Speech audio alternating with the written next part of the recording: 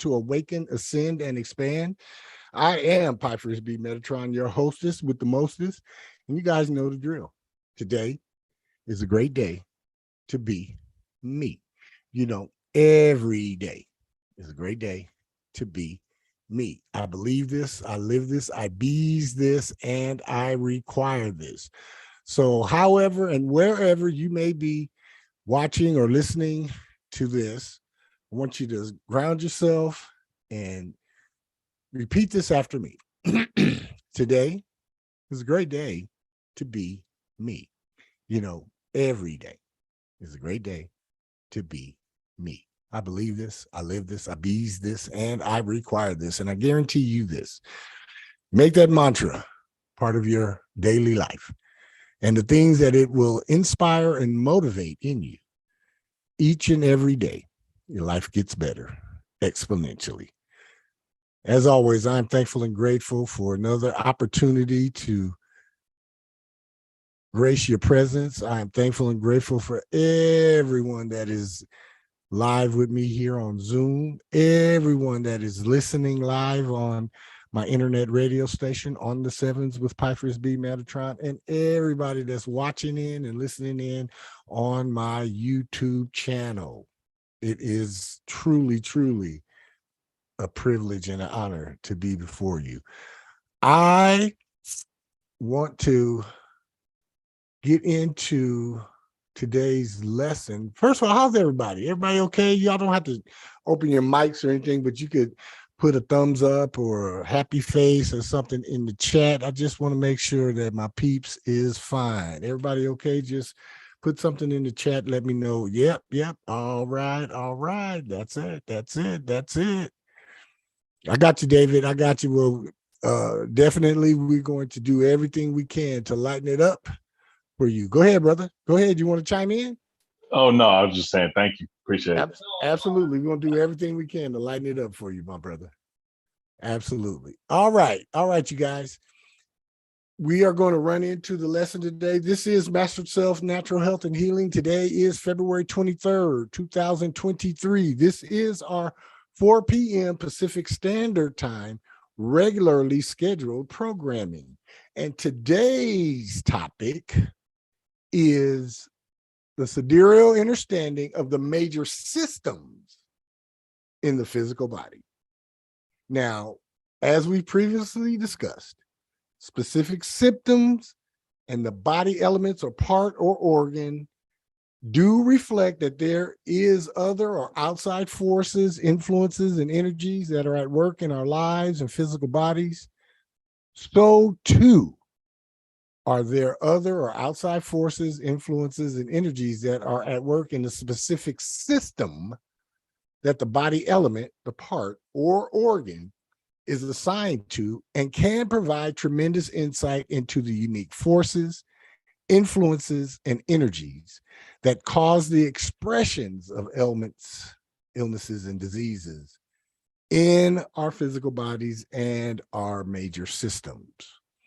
We absolutely must become extremely familiar with the various functions of each of the major systems in the physical body that all of our elements and parts are assigned to.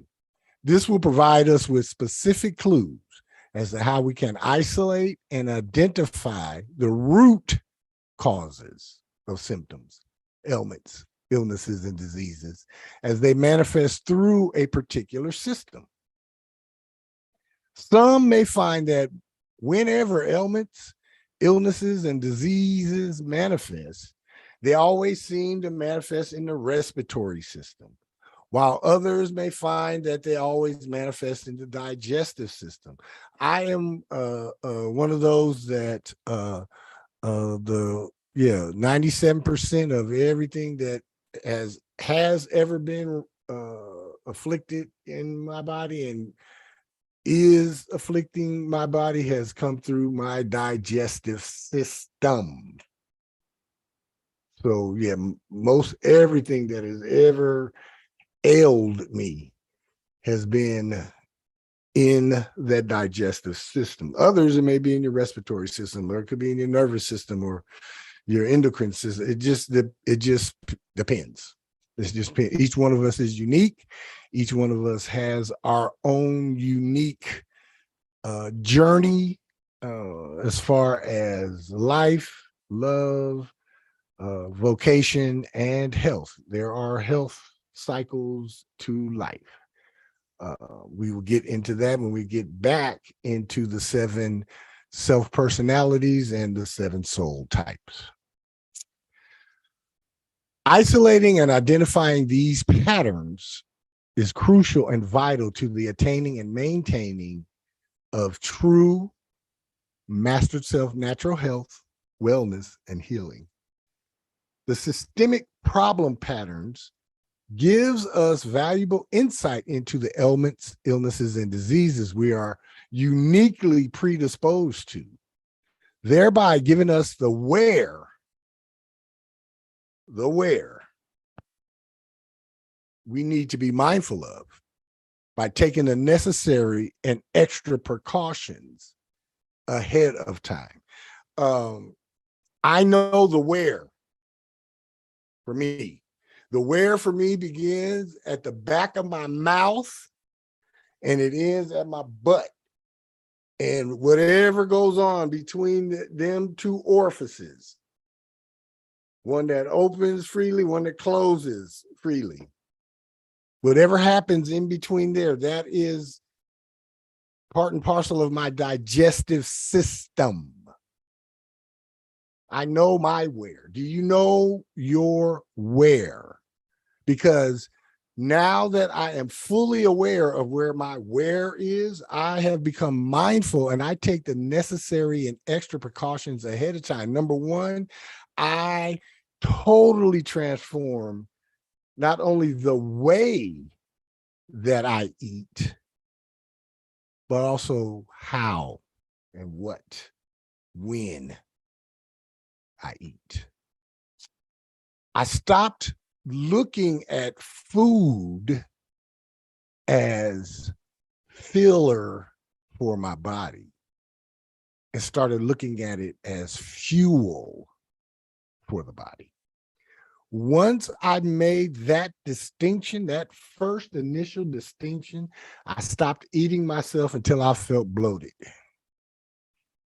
I stopped making a man's portion on a plate. You know, I stopped eating a 4-piece and a biscuit, 4 pieces of chicken and some mashed potatoes and gravy and a biscuit. Yeah, I stopped all of that. I became mindful of my where, and my where is my digestive system. So I am doing everything to help and assist my digestive system in the processing and absorption of my food. Anybody else know where their where is and they'd like to chime in?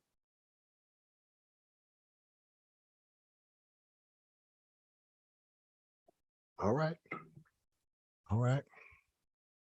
We shall move on.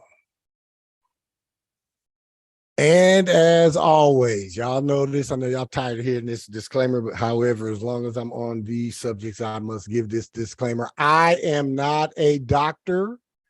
I have never taken any medical school courses, nor am I practicing medicine, nor am I giving out medical advice. With all of that being said, the following are not in any way or mean a medical diagnosis, as they are just simple descriptions of the major systems in the physical body and how each experience various physical ailments, illnesses, and diseases.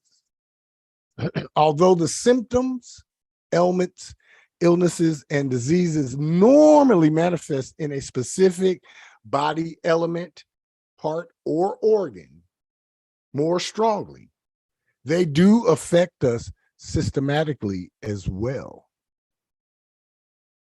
The sidereal or hidden significances are not all encompassing and should serve as starting points for the investigation into those factors in and of your life that assist and contribute to the creation of ailments, illnesses, and diseases. These descriptions should inspire your own intuition and insights into your own unique ailment, illness, or disease. Now we've got all that legal stuff out the way. Let's go on to the major systems of the body. There are 9 of them. Again, 9, the number of completion. First off, we want to talk about the skeletal system. This system is comprised of and composed of the bones and minor cartilages of the physical body. It serves as the converter of chemical energy into mechanical energy. The bones serve as the framework in the skeletal system and operate in the actual movement of the physical body. The bones support soft tissue. They protect vital organs. They assist with blood formation, as well as provide a reservoir of essential minerals vital to and for the physical body. Should we experience issues and problems with the skeletal system, we should ask ourselves these questions. What am I over protecting or not protecting in and of my life? Should we just have a general, just your bones are just achy and they just feel sore and all tightened up and all that? Ask yourself, what am I over protecting or not protecting in and of my life? In the case of any broken bones, ask yourself this: what organ is that particular bone protecting? And what is the significance of that organ?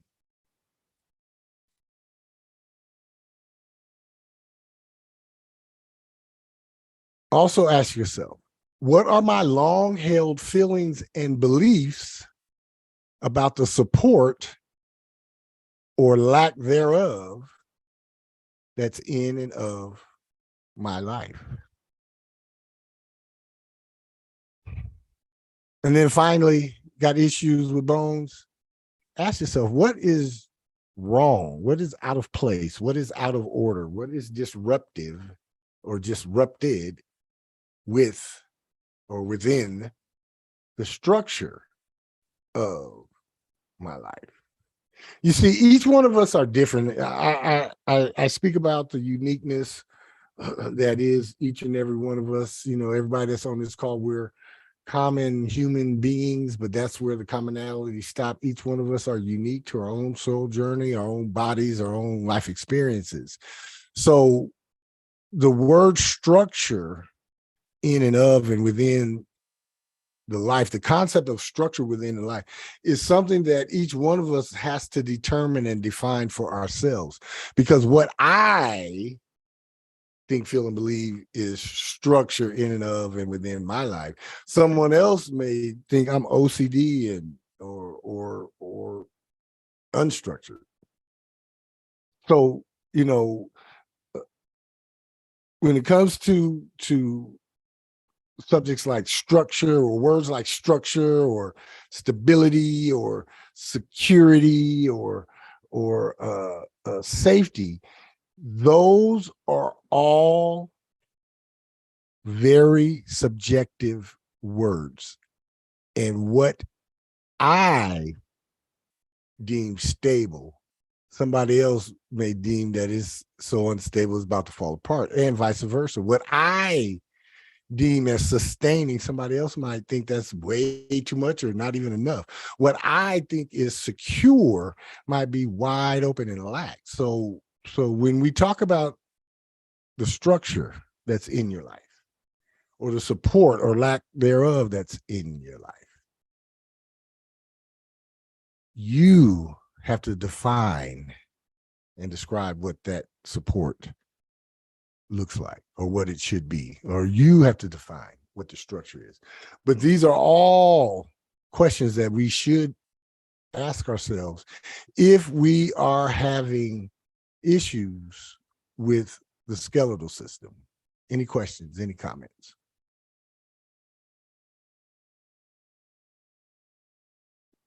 All right. We shall move along. We shall move right along. All right.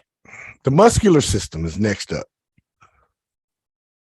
Movement is vital and at the heart of the human existence and of all living things on the rock.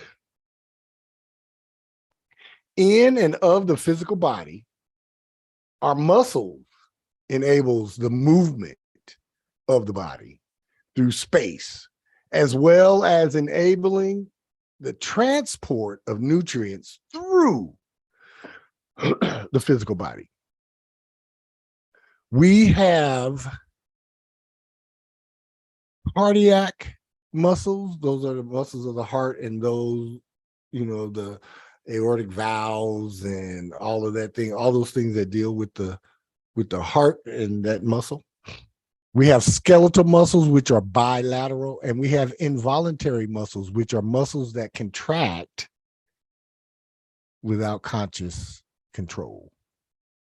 Whichever muscles the issues or problems occur tells us an awful lot. Should we experience issues and problems concerning our muscular system, we should ask ourselves these questions. What kind of muscular issue or problem am I really experiencing?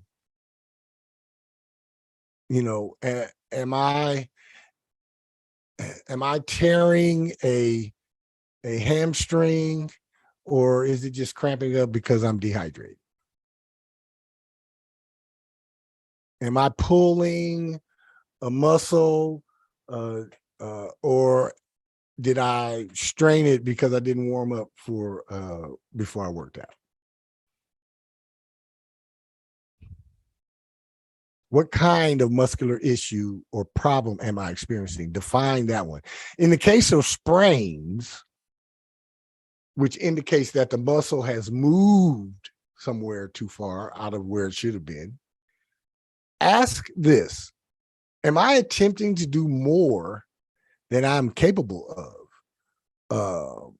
I played various sports, probably since like the age of 10 years old, all the way up until, played competitively something till 55. And I have suffered my share of sprains. And other than the few that happen when I come down on somebody else's foot while playing basketball, well, even those fall into this, because I was attempting to do more than I was capable of. If I had shot my shot at the apex at the height of my jump and came down normally, I may have not landed on someone's foot, but because I kept the ball too long, or I'm pump faking or whatever and throwing something up wildly and I'm out of control, landed on somebody's foot, sprained my ankle. Nothing happened to their foot, sprained my ankle. Sprains are when the muscle has moved too far. You can also ask yourself this, in case of a sprain: am I overextending my reach? What the folks say about that now? Am I doing too much? Are we doing too much? In the case of strains, which indicates the muscle is overworked, ask yourself, where am I overworked in my life? And where should I slow down in my life? Because we all know that manifestations of ailments, illnesses, and diseases in the physical body are just byproducts of something that we are thinking or holding or doing, and the manifestation comes to the physical body. So we got strains, which means the muscle is overworked. Ask yourself, where am I overworked in my life?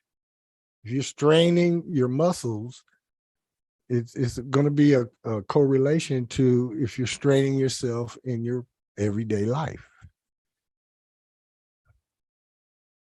If I get to moving too fast or turn too fast or jerk my head too fast, I'll strain something. But when I slow down,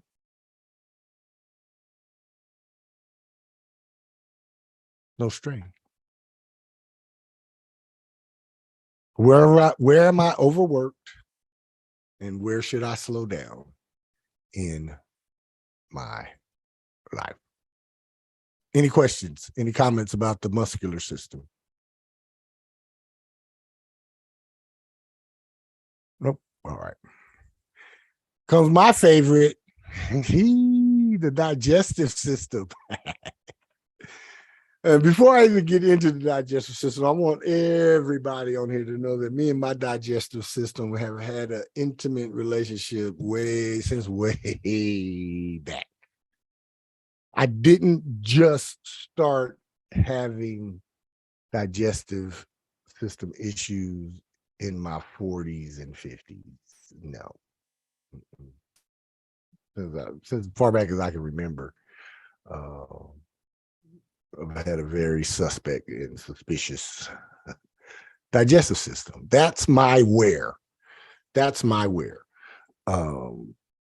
And again, like I was mentioning earlier, because I know that is my where, I'm doing my part to make sure I don't make myself sick. Keeping my thoughts about my health clean.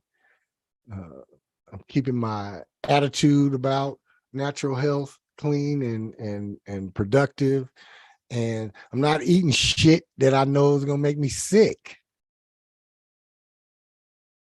I'm just not. I'm just not. I'm doing my part to make sure that the area I'm predisposed in, it don't have no reason to go off. It doesn't. I eat lean, clean, and mostly green. And my digestive system appreciates that. Digestive system.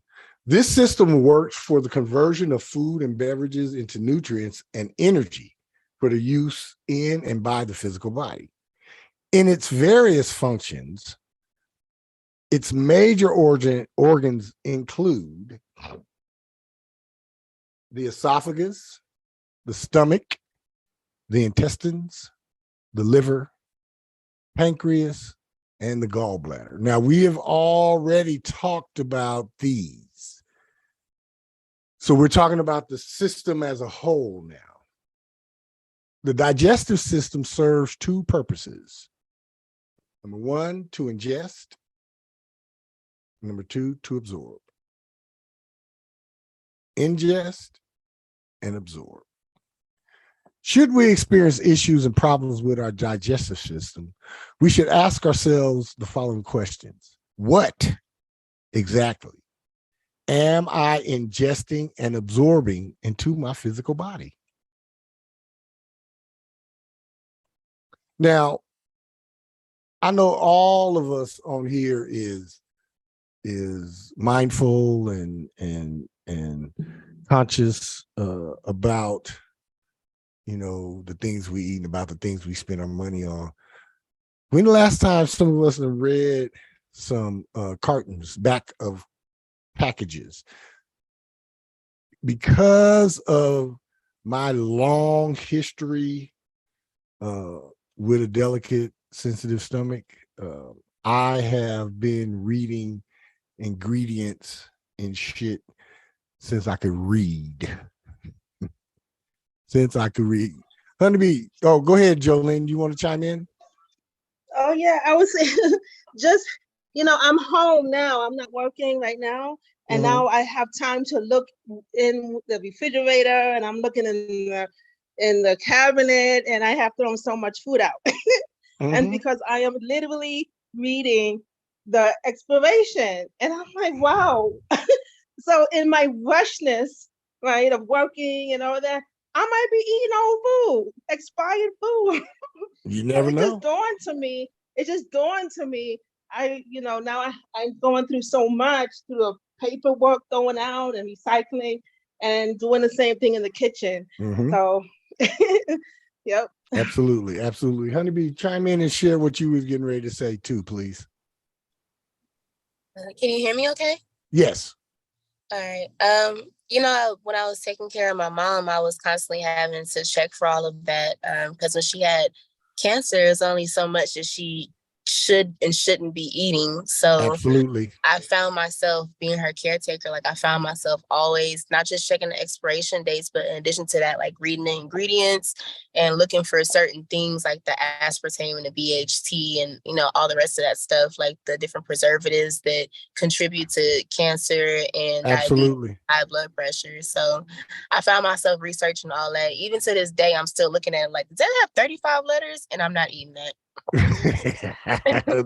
It's thank you for chiming in with that. It is vitally important practice that at least, even if you still gonna buy the shit, turn the box over and look at the ingredients, man. And the first three, that's the most that's in it.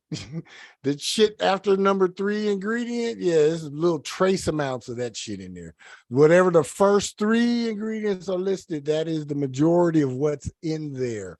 So do yourselves and your bodies, especially your digestive system, a favor, and just become a little bit more mindful about the things that you ingest in your body.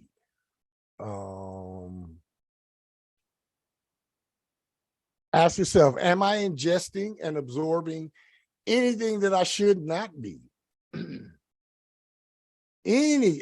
when I say anything, it could run the gamut of, if you're not supposed to be eating oranges, even though they're good for you, don't eat them. Just because something technically is good for you doesn't mean it's good for you. You know what I mean? Eggplant is good for me. It's a vegetable. It's good for me, but it ain't good for me. I'm cool. I was traumatized as a kid with some damn eggplant, and and I don't care how you dress it up. I'm never gonna be cool with eggplant ever. It's good for me. It's an electric food. Am I absorbing or ingesting anything that I should not be? Anything. Some kind of drug, some kind of pill, some kind of beverage, some kind of food, some kind of communication, some kind of programming, some kind of music, anything, some kind of teachings. Am I ingesting and absorbing anything that I should not be? What should I be ingesting and absorbing that I am not? That's a very interesting question. And I am here to let us all know that when you sit down and be quiet with yourself and ask this particular question: what should I be ingesting and absorbing that I am not? If you sit and be quiet, your soul will tell you. Because your soul only wants what you're supposed to have. Your soul has the perfect nutritional plan for you. My soul has the perfect nutritional plan for me. Your soul has the perfect nutritional plan for you. Sit down, get quiet, meditate, hum a little bit, meditate, do a couple of breaths, and then ask yourself, what should I be ingesting and absorbing that I am not? And again, that covers more than just the food or drinks or habits that you have. It goes all the way down, all across all areas. That's yourself. Am I not ingesting and absorbing the new ideas and concepts that I'm exposing myself to? You expose yourself to just using this as an example. You expose yourself to hatha yoga, but are you ingesting and absorbing the ideas and concepts, or are you just going there, standing there, looking around, thinking, feeling, and believing that just you being there is going to give you the benefit? What am I ingesting? What exactly am I ingesting and absorbing into the body? Ask yourself, am I not ingesting and absorbing the new ideas and concepts that I'm exposing myself to? Am I going around, but then when it's time to dig into it, am I refusing or running, turning and running away? And then lastly, am I not using what is available to me, being resourceful, or am I being wasteful?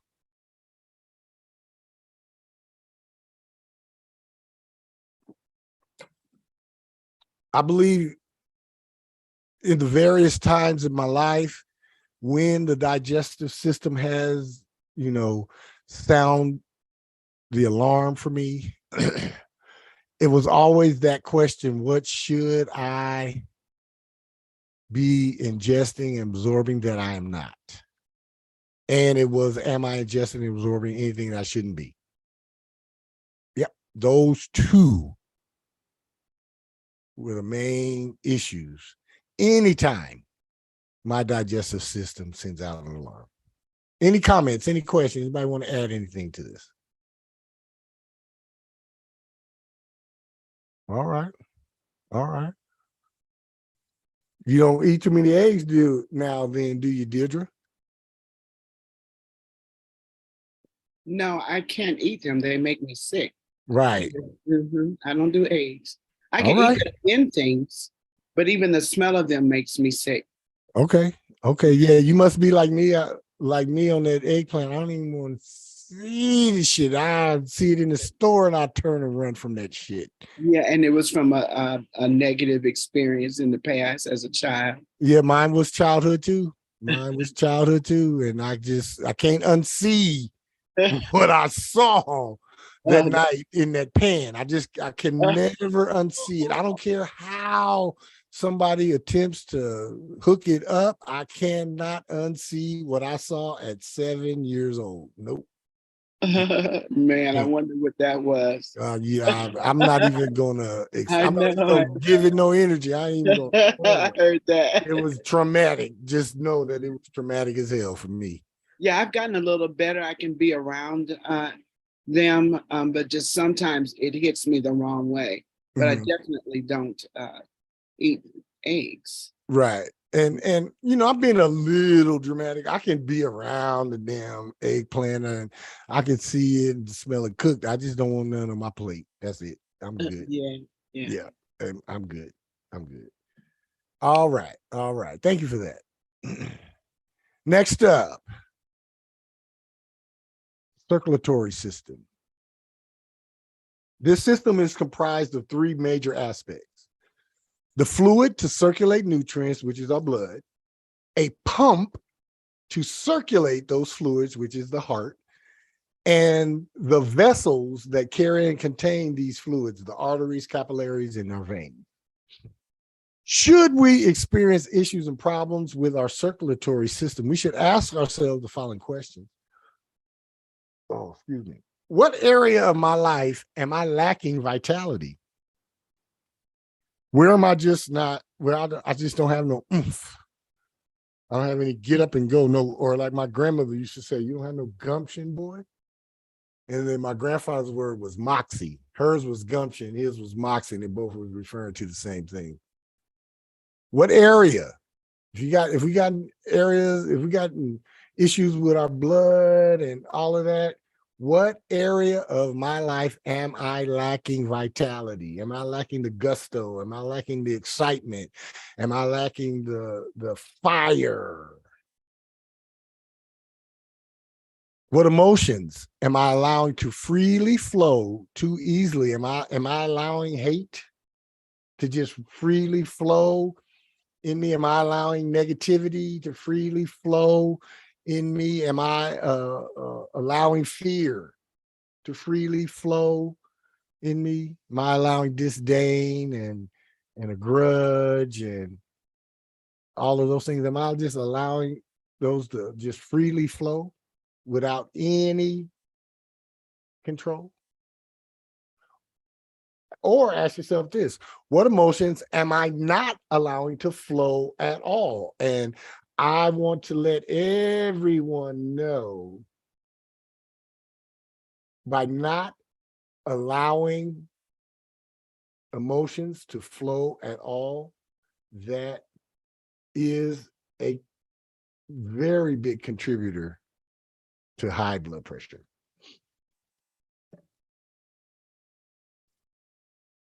By just being stoic and just nothing affects you and you're just a stone, cold stone. Yeah. What emotions am I not allowing to flow at all? Yeah. You don't let your emotions flow at all, leads to high blood pressure. Am I becoming locked in the past and refuse to move forward? Am I holding on to old emotional issues?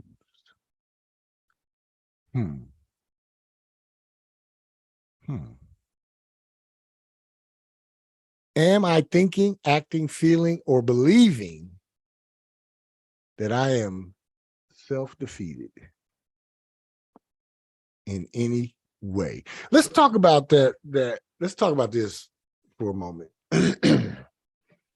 Because I know the silent opponent of a lot of us is in the area of self-defeation or being self-defeated. Before we even get started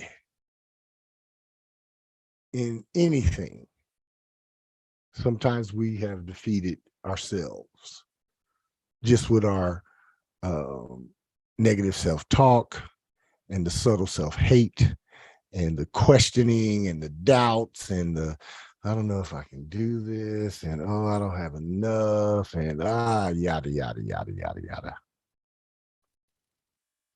This is not going to make a difference, and all of that stuff. All of that stuff. All that stuff. What emotions am I not allowing to flow at all? Am I becoming locked in the past and refuse to move forward? Am I holding on to old emotional issues? And am I believing that I'm self-defeated? I can remember as a child that, my blood ran so freely that I never felt cold on my skin. And now as I've gotten older, man, I got to have socks on and pants and shirts and coats and Once I warm up everything, I get to sweating, and then I start peeling off layers. So it's a never-ending cycle of wrapping up and getting myself all bundled up and feeling warm, and I begin to sweat, and then I take off layers. Got something to do with my circulatory system. So I need to ask myself, what area of my life am I lacking vitality? What part of my life has no fire in it?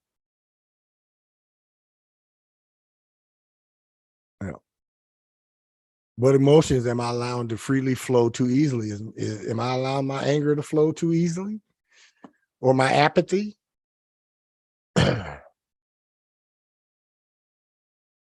What emotions am I not allowing to flow at all? Compassion? Sincerity? Am I locked in the past and refuse to move forward? I can pretty much say I'm not locked into the past, and I approve of moving forward. But for a while, I was holding on to old emotional issues, man. Just recently, past 6 months, 8 months or so, getting rid of a few of those old emotional issues that I had held on to. I didn't think I had any, and I found out I had a few. And it's been an awful long time. It's been since I was in my 20s that I felt self-defeated. But yeah, you got issues with your circulatory system. Yeah. Where are you lacking fire? Where are you lacking passion? What are you not allowing to be expressed emotionally? And what are you allowing to be expressed too easily? And do you think you're defeated before you get started? Any comments? Any questions? All right. I think that can be applied in different situations or thought processes, right? Like, remember, I always say, "Oh, I'm not good with math. I'm not good with math," and and that thought kept me from going into businesses and kept me going, into moving forward where I knew that I had to deal with math. And I think we allow ourselves to get stuck just based on agreeing with that negativity, right? And absolutely, we the older I get, it's like we do so much damage to ourselves. Man. We don't need anyone else to do it for us. And so it's like, why, Jolene? Right? And so it's just a practice saying, Jolene, you can, if you did this, you can do that. So social work for me is papers. I love writing. So research paper was nothing to me, and I can do that, but math, I mean, it's drudgery for me. But I decided now, because I don't want to work full time so much, that I'm going to have to do something different than social work, or something different. But I'm still going to do my social work and my writing. That's not going anywhere. But I'm just saying that I can step it up if I'm not so afraid of math. Absolutely. Well, it's not that you're afraid of math. It's just that you're afraid of some part of yourself. Yeah, that's me. Yeah, because it's not the math, because you do stuff with math every day. Mm-hmm. Yeah, so it's not the math, it's just some part of yourself. That's all. And David, you are correct. We do need to deprogram and reprogram. I can't even go as far as saying we need the hard drive of our memory bank. We need it completely wiped and a whole new operating system put in. We don't even need Go ahead, man. Chime on in, brother. Were you chiming in, David? Yeah, go ahead.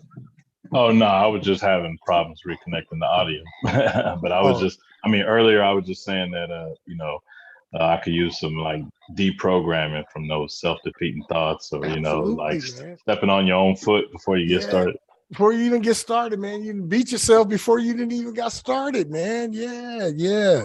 I know how that can be, because I used to be the type of person that if I had an idea that I wasn't going to either win or be the best at a particular thing, I wouldn't even participate in it.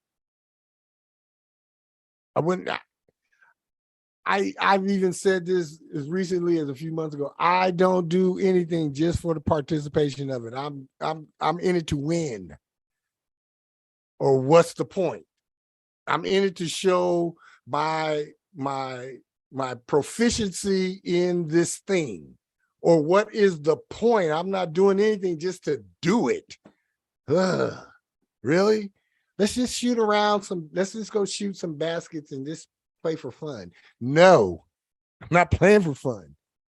It's not fun. What I'm doing right here, this is fun. You know, basketball is meant to sweat and competition, and the goal is to score more points than your opponent. So yeah.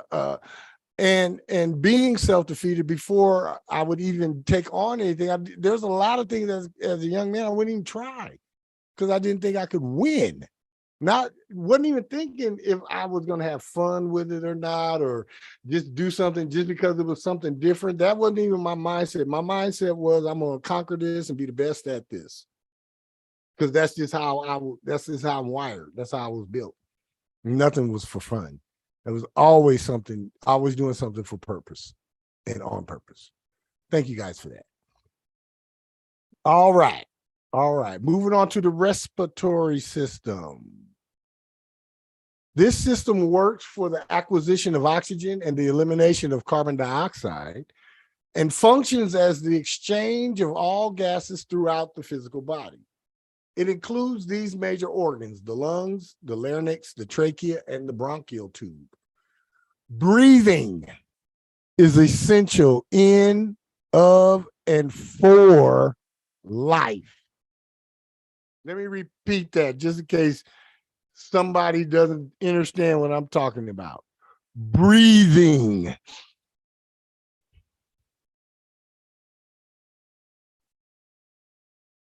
Taking oxygen in and pushing carbon dioxide out is essential in, of, and for life. Can't breathe, you're not living. That's just the bottom line. Should we experience issues and problems with our respiratory system, we should ask ourselves these questions. Do I have a right to be living the life I am currently living? You know, and I know some of these questions may sound like, huh? What do you mean, do I have a right? Some people, you know, who may have come from meager and humble beginnings and then find themselves in an abundant situation could have those thoughts that I don't deserve to be here. I don't deserve to have all of this. I don't deserve to be living like I'm living. I know it sounds strange. I've never thought one way or the other on that line. I've always known that whatever my current situation was, it was of my own making, and good, bad, ugly, or indifferent, it was my right to be there. I mean, I had a right to be homeless. I had a right to live in my car. I had a right to sleep at the lake. You know what I mean? Some people, you know, because of how they were taught, how they were raised up, or other circumstances, situation, events, and happenings, yeah, they can go from, you know, meager beginnings to a life of abundance, and ask themselves that question, or vice versa, and go from abundance to meagerness. And it will affect that respiratory system. Will affect that breathing. Ask yourself, am I thinking, feeling, or believing I am guilty for the ways and means I am living my life?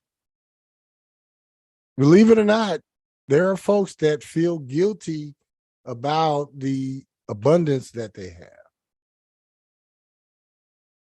We don't hear much about them, but there are plenty of folks that give away the excesses in their fortunes. Plenty of folks. I believe it comes from that feeling of guilt for the extravagant and the luxury and for the over the topness that they could have. Ask yourself, am I not allowed to live the life that is best for me, or living your best life according to yourself, or like my best life according to me? Again, when I use a term, especially in this question, am I living the life that is best for me? You get to decide what best means to you. You get to decide what ultimate means to you. You get to decide what your highest good means. You get to decide what your best life means. I know I've defined what my best life means to me.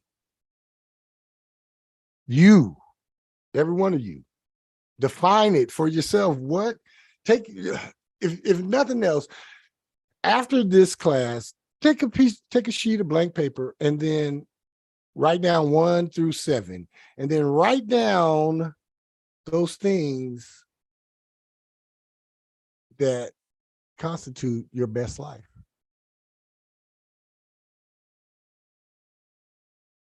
Write them down. See if you can get to 7. See if you can get more than 7.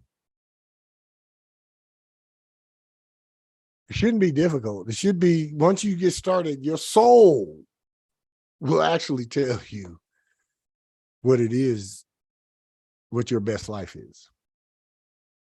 You got to listen to your soul, though. Can't listen to your ego. Your ego, man, have you fucked up. Ego have you stretched out somewhere. Soul will have you living your best life. Ask yourself, am I suppressing my life experiences or emotions? Why do I think that when we are holding in anger or holding in exasperation or holding in anything, it's like we're holding our breath.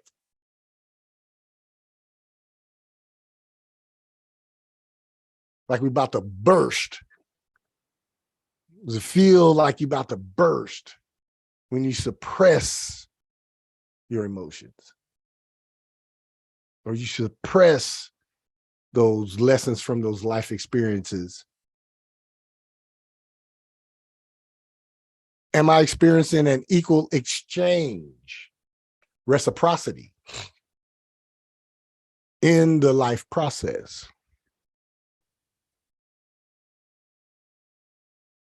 And then this is the big one right here. This question right here is the big one. Do I take in, receive, as much as I give out? Give, or is it one-sided? And this is with every relationship in and of your life, not just the intimate one, not just the familial one, not just a parent to a child one, not a brother to a sister one. I'm talking all manner of situations, associations, and endeavors. Do I receive as much as I give? Or am I always, or is it one-sided?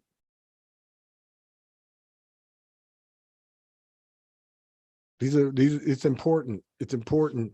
Reciprocity, equal exchange is important.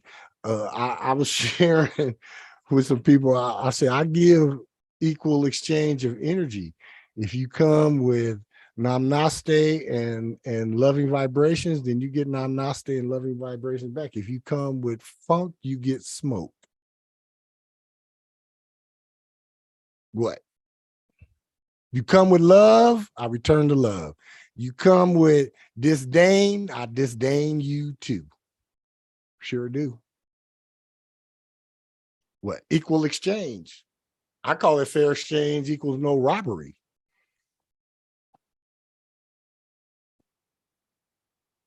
Anybody got any comments, any questions about that? Go ahead. That's why the other day, peace, no matter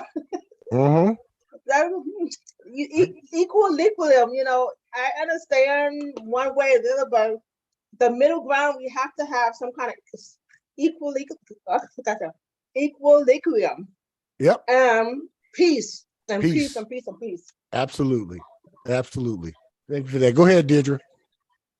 Yeah, I've been dealing with that a lot, actually, with those thoughts of like, how do I say it? Like blessings are all kind of good stuff happening. And I'm thinking, why is this happening? And it doesn't make sense to me why I'm being blessed so in such a great way. And then when I think about it further and the answer to the why am I thinking like that? Mm-hmm. Because in times past, it never was right. So what is it now that is right? And I do find myself not breathing, holding my breath. Yes. And not realizing I'm doing it until I feel like I need to breathe.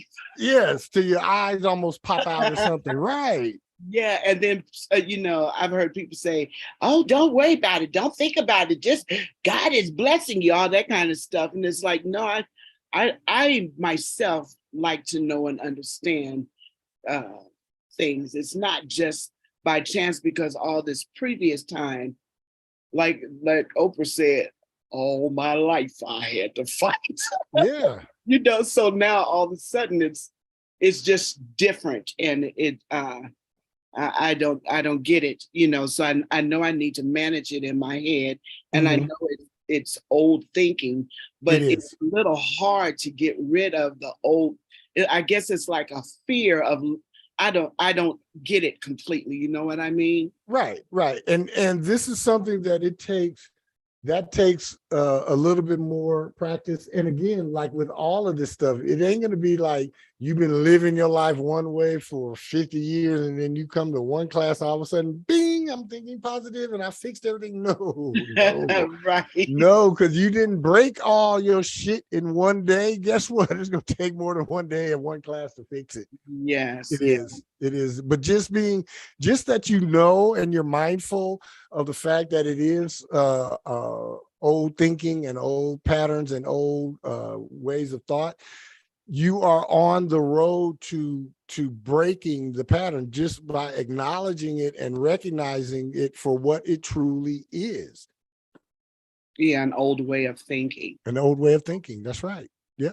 And so I replace it with a new of my desires, like what you said, write down what is a best life. What does that look like to me? What does it look like to you? Not to anybody else, but to you. Yes. And then that's where the manifestation starts coming. That's where they're going to come according to what you write. So be specific. When you do write it out, be specific, because you're going to get what you put on that paper. Yes. Thank you. You're welcome. All right. Moving on to the reproductive system. This system has to do with much more than just human reproduction, as it also replaces damaged and or dead cells in the physical body. It definitely is our most creative essence and system of the physical body. In the male, the organs include the penis, the testes, and the scrotum. In the female, the organs include the ovaries, the uterus, the clitoris, the vagina, and the mammary glands. I'm not even going to go into any other option because there aren't any other options. Just so we are sure about that. The only two options in this here incarnation, on this dimension. You either have two X chromosomes or you got an X and a Y. Ain't no other options. So, should we experience issues and problems with our reproductive system, we should ask ourselves these questions. Where am I not expressing my creativity or not being productive in my life? Where am I not expressing my creativity or not being productive in my life? That makes perfect sense. For the reproductive system means to produce. Reproduce. Take the re off. Produce. Where am I not expressing my creativity or not being productive? And each of us, throughout different periods of our lives have had our creativity either stifled or restricted, or our productivity mandated by someone else. Where am I not expressing my creativity or not being productive in my life? Am I not seeing productivity in the proper perspective? Let me give you a little thing about productivity and the proper perspective. See, some of us think that being busy is productive. Some of us think as long as we're doing something, we're being productive. And I wouldn't necessarily disagree with that. However, I would like to add that as I have gotten older and gotten, more familiar with my mastered self, sometimes doing absolutely nothing is productive. Sometimes, if you got a list with 10 things on it and you do one and don't do anything else, that's productive. Again, productive is another one of those subjective words. Who decides on your productivity? Who decides? Do you decide on your productivity, or is your productivity and the description of it in someone else's hands? I used to love when I was in corporate America and it was time for performance reviews. When I was the manager and the boss, I used to love that time of the year because I would sit the person down, the other person on the other side of the desk, and as I'm giving their paper to them, I would let them know that you already know what's on here. So there's not going to be any reason to act surprised or shocked, or you want to get angry or anything, because there's nothing to be angry about, because you you already know where you're great at. You already know where you meet standards. You already know where you exceeded standards, and you've already known where you failed to meet standards. So this is not about, this ain't gonna be a discussion, and it's not a negotiation. You're gonna read it and sign it and hand it back, and then you can call in the next person. It ain't gonna take that long. They didn't always go according to, you know, my little script in my head. But yeah. When I was in corporate America, I was the one who was the arbiter of productivity. I gave you a job description that had all of the shit on there that you agreed to do. As long as you did everything on that page, you got a great review from me. When you fell short, you got a review that said that. What? Doesn't matter to me if you like it or not. It's the truth. I would always ask them, all right, circle where I lied about you at, and then we'll talk about changing that. And out of the hundreds that I did in my career, not one person circled anything and said, let's talk about it.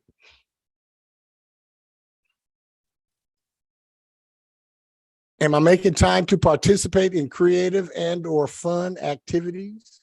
Those that rejuvenate and regenerate myself?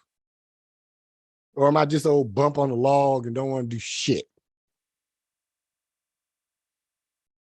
Do I have any problems with my own sexuality and its expression? That's, as we're beginning to see, that's becoming a bigger and bigger and bigger issue for the folks that are coming up behind us.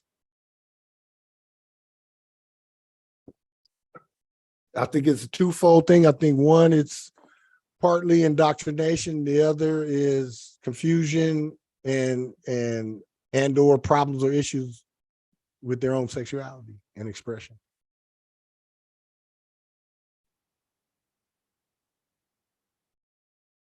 Am I able to express my sexuality fully and healthily? I could see how someone conflicted about their sexuality, especially conflicted in a way that is adverse or against what the societal norm is. Yeah. I can see how that would cause heart palpitations, respiratory issues. Lastly, am I happy? I am the gender I am.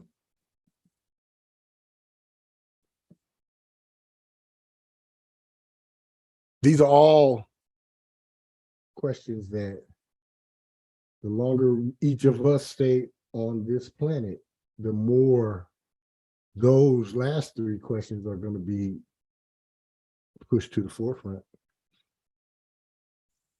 It doesn't matter if I agree or disagree with any of it. I don't care.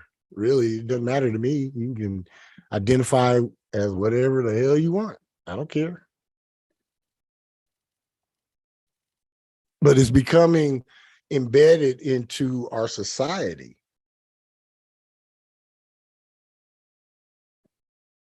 And on a go forward, especially these last three, am I able to express my sexuality fully and healthily? Am I happy I am the gender I am? And do I have any problems with my own sexuality and its expression?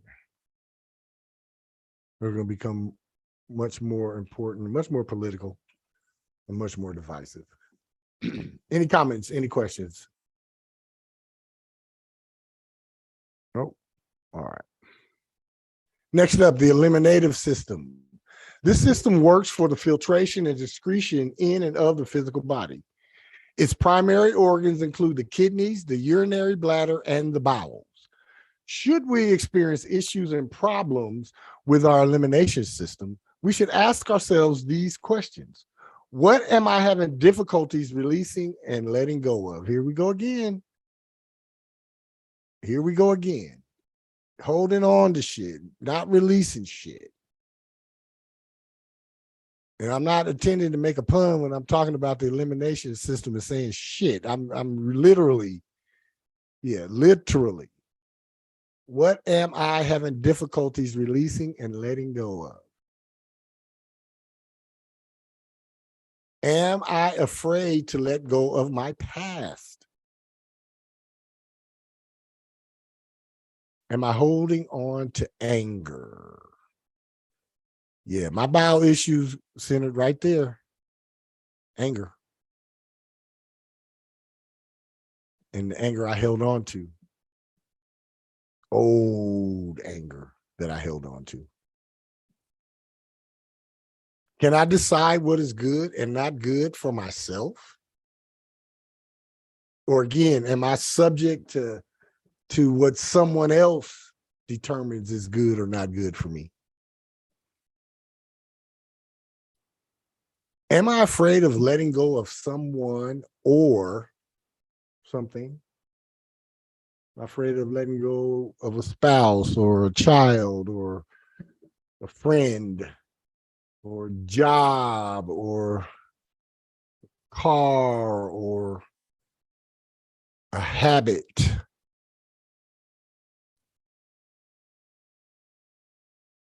Am I afraid that I am no longer needed or wanted?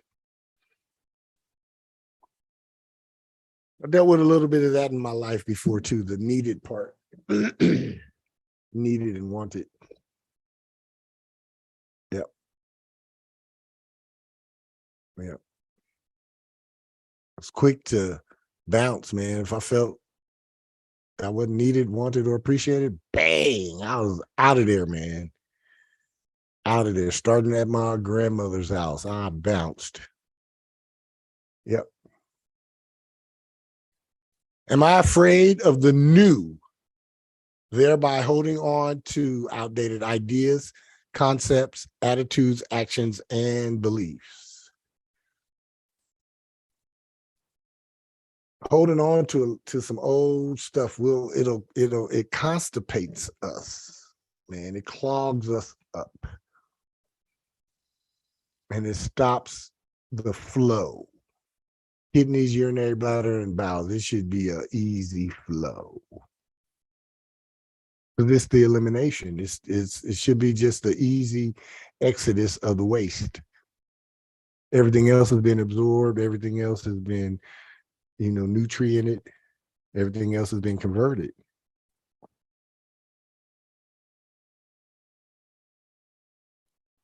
Or having difficulties releasing or letting go.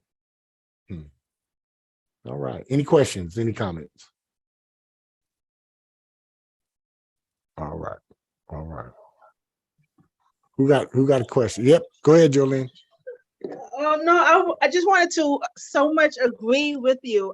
If we take just the bowel system and its example on how we can approach situations instead of dwelling and getting ourselves sick and overwhelmed, everything, the body when we have to go to the bathroom to urinate, do we wait?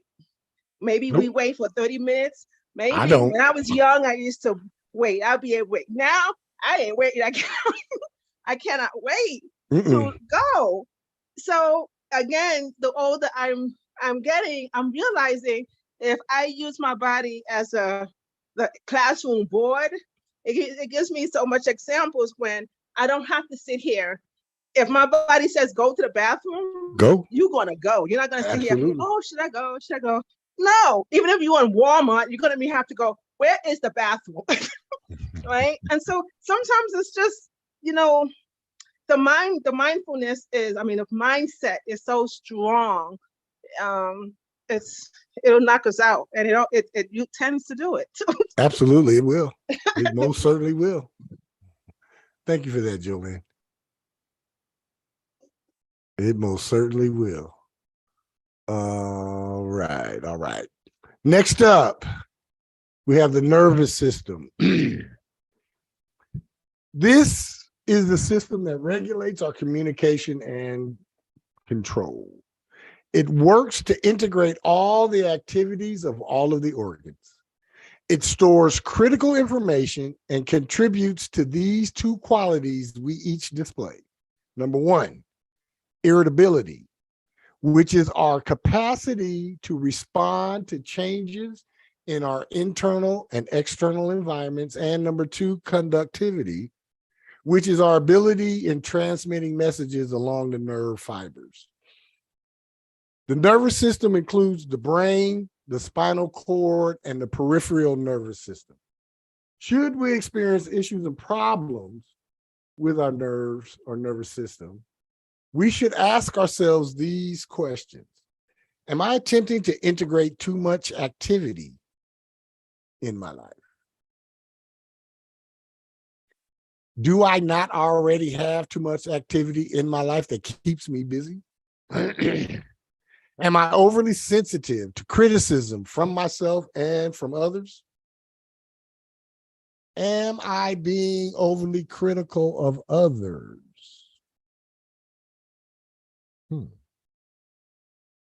Am I not communicating my needs clearly?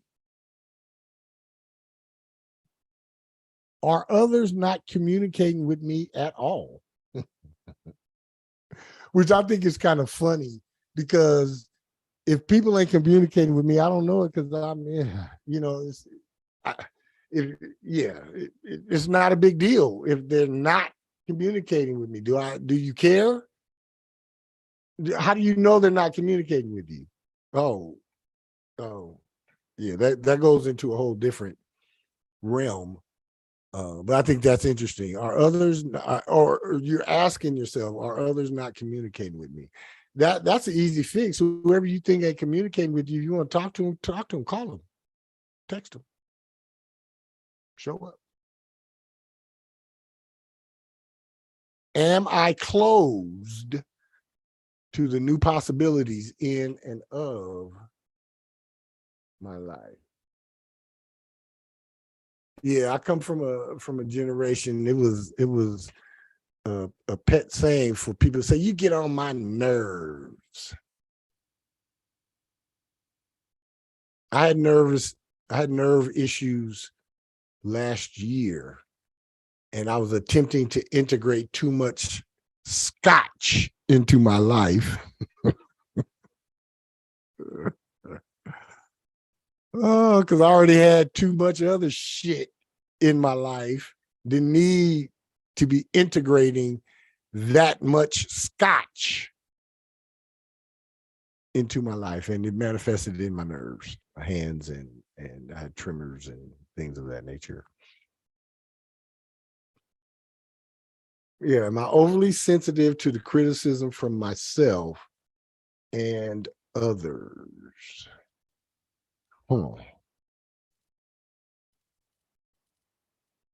Yeah, nerves deal with what are we doing and what type of activity, and are we balancing those things that we're doing in our lives? All right. And then lastly for today, I'm going to wrap up the Sidereal understanding of the major systems in the physical body with the endocrine system. This system is most important to the energy system of the physical body. It involves the glandular functions of the physical body. It works with the nervous system as they integrate, correlate, and control all physical body processes. The major glands include the pituitary, which is the boss. Pituitary is running things. The pituitary is the controller. The thyroid is the body's thermostat. The adrenals are the body's security system, and think fencing and cameras, think protection and and self-preservation and protection. The thymus is deals with the body's immune system. And then the pineal gland, which is linked to the nervous system, and the ovaries and the testicles. The glands secrete hormones directly into the bloodstream as a way of exciting or inhibiting the functions of the various organs and tissues. These glandular hormones are biochemical catalysts. They are mess starters or process starters. They start something. They initiate something. They show up, and then it causes another reaction to happen. Before they show up, everything is just la la la la la la la. They show up and just bang bang bang. Should we experience issues and problems concerning our endocrine system, we should ask ourselves these questions. How am I responding to the situations, associations, circumstances, events, and happenings in and of my life? Am I overreacting to them? Am I inhibited in my responses to them? Am I responding in proper and appropriate ways and means? How am I showing up for myself and then others?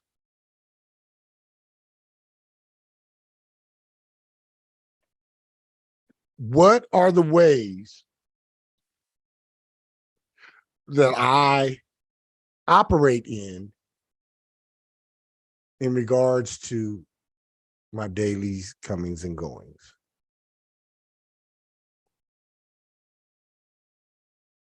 Do I have self-control?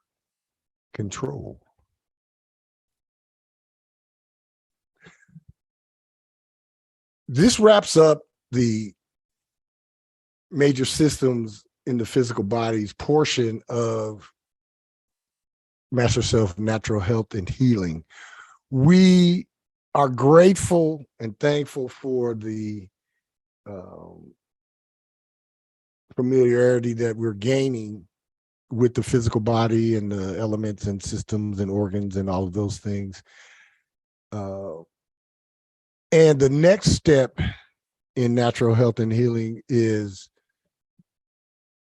I'm going to break out some natural, holistic healing techniques that we can use and that we can each incorporate into our lives as healers of ourselves. And then if anyone would like to branch out and become a practitioner, they will work for those as well.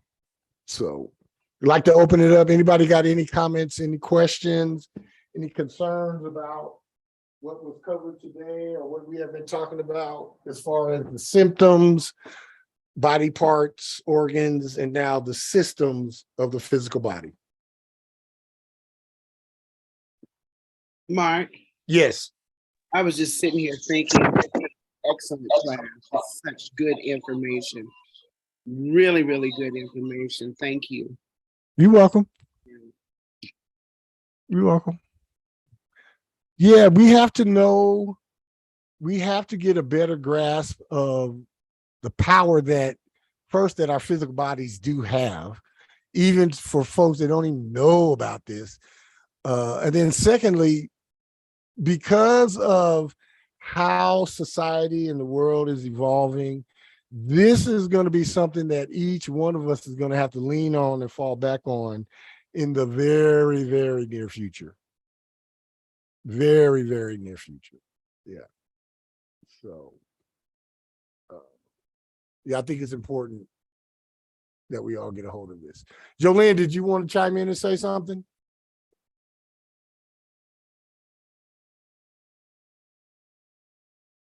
No. All right, David, you good? Oh, you hear me? Oh, I'm sorry, it was on Yeah. mute. But I was saying that when I lived in California in San Diego, I found a beautiful African American doctor, and in the midst of her, most of her clients who are Caucasian, you know, they were white and everything, and she was so happy to see me. She was happy to see a Black woman in him because that wasn't her clientele. Right. And then she started saying, you know, these people have money, but they're the sickest of the sick in their body. Yep. Wow. Because they're worried about holding on to what they got. Yep. Yep. And Absolutely. so it just tells us that, you know, we can choose, you know, she says you can choose on how to live your life, you know, and it was a beautiful conversation. I miss her so much, but she was just letting me know right then and there, you know, you don't have to be so sick. There are ways That's right. you can be healthy. That's and right. that was her thing to me, and I will never forget her. All right. Thank you for that, Joanne. Appreciate it. Go ahead, David. Yeah, I was just gonna say, you know, and just inside out, you know, and just working on it inside out. Absolutely, man. It's funny, like when I had my first kid and the doctor was like, they don't need, you know, lotions and a bunch of crap on their skin clogging up their pores, which is like the opposite of what I thought, because baby lotion is baby lotion, right? Right. And they're saying don't do it, you know, right. Don't clog their pores. And like, you know, some people get skin cancer from the chemicals they put on their skin trying to prevent skin cancer. Skin cancer, yes. Absolutely. You know, or you know, my thing is with all of the pharmaceutical commercials, I always laugh because the symptoms that you have that sends you to the doctor to get the medication, the side effect of the medication are the same exact other symptoms. So why in the hell would I take your medicine if it's going to do the same shit to me that I come to you for? I don't get it, man. I don't get it. Yeah. So we do have to be mindful. And a lot of the stuff that we've just done it because we were told to do it, or mama did it, or granny did it, or it's the family tradition. And yeah, they didn't bit more have the right way of doing anything than the man on the moon. You know, we have to take the time to educate ourselves. And again, you get to decide what stable is for you. You get to decide what secure is for you. You get to decide what safe is. You get to decide for you. And that's just the bottom line on all of this. All right. Any other comments before we shut it down this evening? Nope. All right, this has been On the Sevens with Pi Frisbee Metatron, where we come to awaken, ascend, and expand. We do go through the 88 steps into our master self. I guarantee you, if you make On the Sevens with Pi Frisbee Metatron a part of your soul journey, somewhere along the way, your mastered self awaits you. Whenever I say goodbye, it never means forever. It just means until our next broadcast. And our next broadcast is scheduled for Saturday at 4:00 Pacific Standard Time. So until Saturday, I send everybody peace, bliss, optimal health, and joy. And I say goodbye for now. Ciao. Good night. Good night.